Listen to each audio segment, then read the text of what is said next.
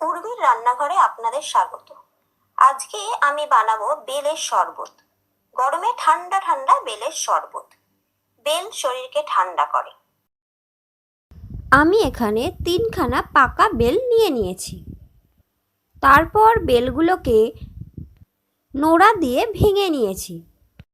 নোড়া দিয়ে ভেঙে নেওয়ার পরে বেলের শাঁস চামচের সাহায্যে ঘুরিয়ে ঘুরিয়ে বের করে নিয়েছি।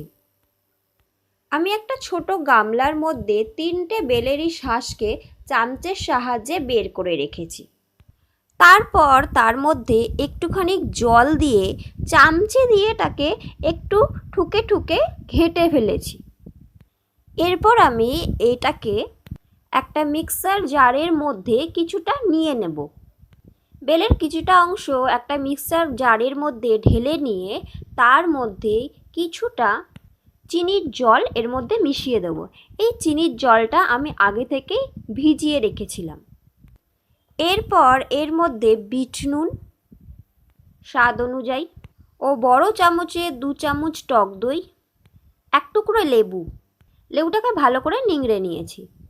এরপর এই সমস্ত উপকরণটাকে পেস্ট করে নেব।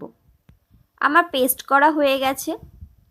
এবার আমি এই পেস্টটাকে একটা ছাঁকনির মধ্যে নিয়ে চামচে দিয়ে ঘুরিয়ে ঘুরিয়ে কিছুটা পাল্প একটা বাটির মধ্যে নিয়ে নিচ্ছি। বেলটাকে ছাঁকনির সাহায্যে আমার ছাঁকা হয়ে গেছে।